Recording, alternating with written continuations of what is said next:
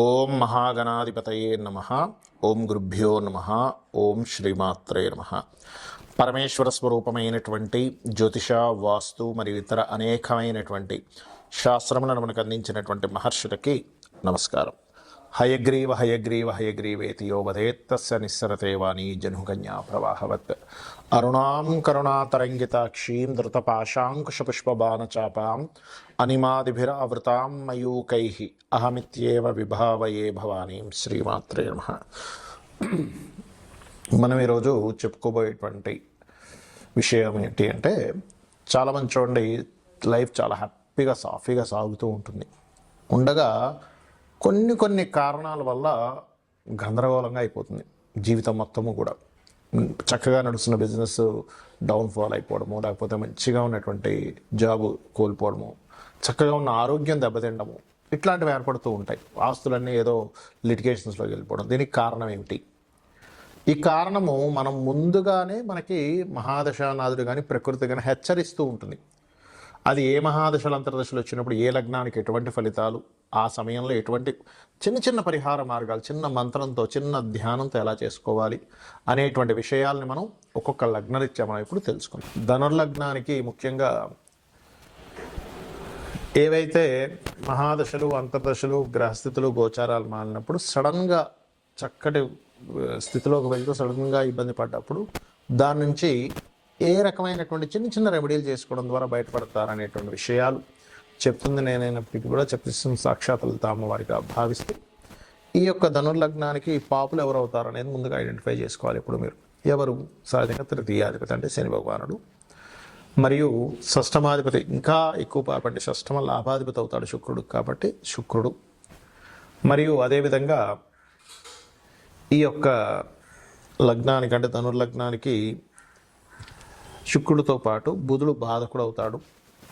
అష్టమాధిపతి భాగ్యాధిపతి రవిచంద్రులు పెద్ద పాపులుగా పరిగణించకూడదు అని చెప్తూ ఉంటారు శాస్త్రంలో. అయితే ఇక్కడ మీరు పెట్టుకోవాల్సిన అంశం ఏమిటంటే, సర్వే త్రికోణ నేతారో గ్రహ శుభల ప్రదాహ అని చెప్పినప్పటికీ అది శుభత్వం, అందులో ఎటువంటి డౌట్ లేదు. కానీ అంటే త్రికోణాధిపతులు శుభులని, లగ్నాధిపతి అయిన గురువు, పంచమాధిపతి అయిన కుజుడు, భాగ్యాధిపతి అయిన రవి శుభులే అని. కానీ ఇక్కడ ఒక విషయం ఏంటంటే, శుభులు ఒక్కోసారి పాపులుగా మారుతారు పాపగ్రహాలతో ఉన్నప్పుడు, పాపులు కూడా ఒక్కోసారి శుభంగా మారుతారు శుభగ్రహాలతో ఉన్నప్పుడు. ఇక్కడ శని యొక్క ఫలితాలు వస్తున్న ధనులగ్నానికి, శని మహద్దశలు నడుస్తున్నా, అంతర్దశలు నడుస్తున్నా, గోచారంలో శని యొక్క ఫలితాలు తీవ్ర స్థాయిని చేరుకున్నప్పుడు జరిగేటువంటివి ఏమిటి అంటే, ఇక్కడ మీరు అర్థం చేసుకోవాల్సిన అంశం సింపుల్గా ఏం లేదు. మీరు ఎవరికైనా ధనం ఇవ్వడం ద్వారా, ధనానికి మీడియేటింగ్గా ఉండడం ద్వారా, కుటుంబ సభ్యులలో అన్నదమ్ములతో లేదా అక్క చెల్లెలతో, సిబ్లింగ్స్, తోబుట్టువుల వల్ల ఇబ్బంది రావడము అనేటువంటిది మనీ రూపంలో వస్తుంది, గుర్తుపెట్టుకోండి. కాబట్టి ఈ విషయాల్లో జాగ్రత్తగా ఉంటూ నూనెని లేదా నువ్వుల్ని లేదా అనాకలిత సాదృశ్య చుబక శ్రీ విరాజితాయ అన్న మంత్రాన్ని, నామాన్ని చేసుకోండి. ఇక రెండవది, ధనుర్లగ్నానికి పూర్వజన్మ కర్మకారకుడు మరియు శుక్రుడు అవుతాడు అక్కడ. అంటే ఏమిటి? శుక్రగ్రహ ఫలితాలు చేసిన, మీరు జ్యోతిశాస్త్రం ఎంత బ్రహ్మాండంగా పనిచేస్తుందో తెలుసుకోవచ్చు ఈ లగ్నాన్ని గుర్తుపెట్టుకోండి. శుక్రగ్రహ ఫలితాలు వస్తున్నా, శుక్రుడికి సంబంధించినటువంటి మహాదశ డైరెక్ట్గా వచ్చిన, శుక్రుడు పన్నెండులో కాకుండా వేరే ప్రదేశాల్లో ఉన్నాడు అంటే కనుక అక్కడ మీకు జరిగేటువంటిది ఏమిటి అంటే, సింపుల్గా వివాహ జీవితంలో గొడవలు ప్రారంభమవుతాయి. ఇది శుక్రుడు వల్ల, గుర్తుపెట్టుకోండి. అయితే ఇక్కడ ఈ శుక్రుడు పాడయ్యాడు అనుకోండి, ఉదాహరణకి పాడైతే ఒక్కొక్కసారి ప్రతిసారి జీవిత భాగస్వామి దూరం అవ్వాలని రూల్ లేదు. ఒక్కొక్కసారి వీళ్ళు వేరే దగ్గర వర్క్ చేయడానికి వెళ్ళడం వల్ల అట్లా ఆ రకంగా కూడా దూరం అవ్వడం అనేటువంటిది జరుగుతూ ఉంటుంది. అలాగే మరొక విషయం ఏంటంటే, ఇక్కడ శుక్రగ్రహము కొన్నిసార్లు పన్నెండులో ఉంటే కొన్నిసార్లు మంచి ఫలితాలు ఇస్తాడు. కానీ ఇక్కడ ఏంటంటే, పన్నెండులోనే ఉన్నాడు, పరివర్తనలో మళ్ళీ 6th హౌస్కి వెళ్తున్నాడు. దీనివల్ల ఏంటి? జీవిత భాగస్వామికి హెల్త్ ఇష్యూస్ రావడం ఇట్లాంటివి జరుగుతూ ఉంటాయి. కాబట్టి మీరు శుక్రుడు యొక్క మహాదశలు వస్తున్నప్పుడు సింపుల్గా ఏం లేదు, బొబ్బర్లు దానంగా ఇవ్వండి, అమ్మవారి ఆరాధన ఎక్కువగా చేయండి, ఖచ్చితంగా మంచి ఫలితాలు ఉంటాయి. దీంతోపాటు మీ లగ్నానికి అష్టమాధిపతి చంద్రుడు కనుక పాడైతే ప్రయాణాల్లో జాగ్రత్తగా ఉండాలి. ధనుర్లగ్నం వారు ప్రయాణం చేసి ఒకసారి అమ్మవారిని తలుచుకొని మీరు ప్రయాణం చేస్తున్నట్లయితే, లేదా నీటి ప్రదేశాలు వెళ్ళినప్పుడు, జలగండాలు అంటూ జల ప్రదేశాలు వెళ్ళినప్పుడు జాగ్రత్తగా ఉన్నట్లయితే మీకు ఎటువంటి ఇబ్బంది రాదు. ముఖ్యంగా మీ లగ్నం వారు లక్ష్మీ నరసింహస్వామి ఆరాధన బ్రహ్మాండమైన ఫలితాలు ఇస్తుంది. మనకు ముందుగానే ప్రకృతి ఒక్కొక్క సిమ్టమ్ని ఒక్కొక్క రూపంలో అందిస్తూ ఉంటుందండి. అదేమిటంటే అధికారుల నుంచి ఇబ్బంది రాబోతుంది అని అనుకున్నప్పుడు, లేదా గవర్నమెంట్ నుంచి ఇబ్బంది రాబోతుంది అన్నప్పుడు మనం చిన్న చిన్న విషయాల్లో అపకీర్తి వస్తూ ఉంటుంది, మనల్ని అవమానించడం జరుగుతూ ఉంటే మనం అర్థం చేసుకోవాలి, ఓహో ఎక్కడో సూర్యభగవానుడికి సంబంధించింది ఎక్కడో నా మహాదశల్లో అంతర్దశల్లో ఇబ్బంది కలగబోతుంది అనమాట అని వెంటనే సూర్య నమస్కారాలు చేసుకోవడము, ఓం మిత్రాయ నమః అనే నామస్మరణ చేస్తూ ఉండండి. లేదా చక్కగా సూర్యభగవాను చూస్తూ భానుమండల మధ్యస్థ భైరవీ భగవాన్యే నమః అనే నామస్మరణ చేసుకుని లలితా సహస్రనామాల్లో అద్భుతమైన ఫలితాలు వస్తాయి. అలాగే మరి కొంతమందికి చంద్రుడు ద్వారా, అంటే ఒక్కోసారి చోట ప్రయాణాల వల్ల ఇబ్బంది వస్తుంది చూసారు, కొంతమందికి ప్రయాణాల వల్ల లేకపోతే చిన్న మాటకి మనసు బాధపడి ఆ మానసికమైనటువంటి ఒత్తిడిలో ఇబ్బంది పడుతూ ఉంటారు. దానికి ఏంటంటే మీకు ముందుగానే చిన్న చిన్న సిమ్టమ్స్ రూపంలో నీళ్లు కింద పడిపోవడం కానీ, లేకపోతే వాటర్ రిలేటెడ్ సంబంధించిన ప్రాబ్లమ్స్ ఎదుర్కొంటూ ఉండడం కానీ, లేకపోతే నీళ్లు తాగుతున్నప్పుడు ఒక్కోసారి పుల్లబారడం అంటారు, ఏదో బుక్ నేను బయటకు వచ్చేస్తాను, అట్లాంటివి జరుగుతుందంటే ఎక్కడో చంద్రుడికి సంబంధించింది ఎక్కడో దోషం ఉంది. అది మీరు అర్థం చేసుకొని చంద్రుడికి సంబంధించిన దానం అంటే బియ్యం దానంగా ఇవ్వడం కానీ, గోవుకి చక్కగా మీరు గోధుమ పిండి బెల్లము కలిపిన పదార్థం తినిపించడం కానీ, ఓం మనస్వినియే నమః అనే నామస్మరణ చేయడం, లేదా ఓం అష్టమి చంద్ర విభ్రాజ అలికస్థల శోభితాయే నమః అనే నామస్మరణ రోజు ఒక 40 నిమిషాలు చేయండి. పెద్దగా మీరు ఏదో పెద్ద చేయాలని రూల్ లేదు, ఈ చిన్న మంత్రంతో కూడా మీరు బయటపడవచ్చు. అదేవిధంగా మరి కొంతమందికి భూ సంబంధించిన వివాదాలు ఏర్పడి మంచి భూమి కొంటారు, అంటే వాళ్ళకి జాతకం తెలియదు కానీ భూమి కొని ఇబ్బంది పడుతూ ఉంటారు, అప్పుడు వారాహి అష్టోత్తరం చేయండి, వారాహి అమ్మవారి స్తోత్ర పఠనం చేయండి, ఖచ్చితంగా భూ వివాదాలు తొలగుతాయి.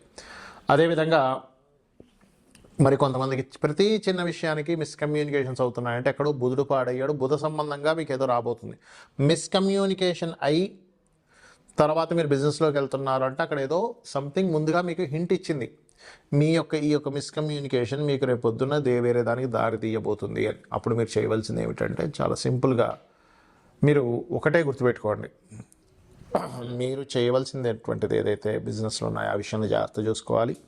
మరియు లలితా సహస్రనామాల్లో ఓం ఇంద్రగోప పరిక్షిప్త స్మరతోనాభజంగికాయే నమః, అదేవిధంగా గోవుకి గోంగూర తినిపించడం చేయండి. ఖచ్చితంగా మీకుండేటువంటి బిజినెస్ చక్కగా అభివృద్ధిలోకి వస్తుంది. గురు సంబంధించిన దోషం మీ జన్మజాతకంలో ఎక్కడో ఇబ్బంది ఉందన్నప్పుడు మీరు గురువులతో కొన్ని మాటలు పడుతూ ఉంటారు, మీకు తెలియకుండా మీ పెద్దవాళ్ళతో గైడింగ్ వాళ్ళతో, అంటే అక్కడ ఏంటి గురువు గ్రహం ఎక్కడో పాడే మీకు ఆ దోషాన్ని ఇస్తుంది.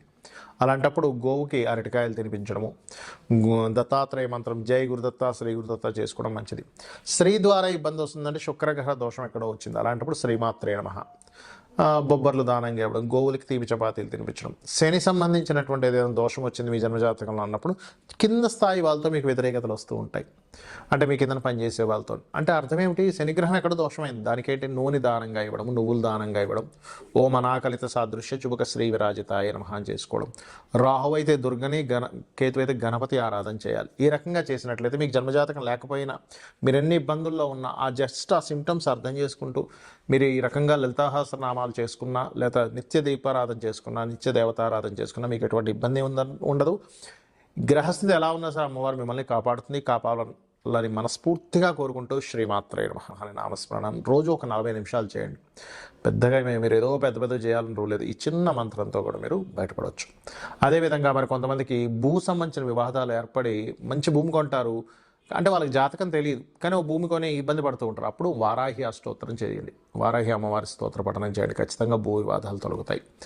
అదేవిధంగా మరి కొంతమందికి ప్రతి చిన్న విషయానికి మిస్కమ్యూనికేషన్స్ అవుతున్నాయంటే ఎక్కడో బుధుడు పాడయ్యాడు, బుధ సంబంధంగా మీకు ఏదో రాబోతుంది, మిస్కమ్యూనికేషన్ అయి తర్వాత మీరు బిజినెస్లోకి వెళ్తున్నారు అంటే అక్కడ ఏదో సంథింగ్ ముందుగా మీకు హింట్ ఇచ్చింది, మీ యొక్క ఈ యొక్క మిస్కమ్యూనికేషన్ మీకు రేపు పొద్దున్న వేరే దానికి దారి తీయబోతుంది అని. అప్పుడు మీరు చేయవలసింది ఏమిటంటే చాలా సింపుల్గా మీరు ఒకటే గుర్తుపెట్టుకోండి, మీరు చేయవలసింది ఏదైతే బిజినెస్లో ఉన్నాయో ఆ విషయాన్ని జాగ్రత్త చూసుకోవాలి.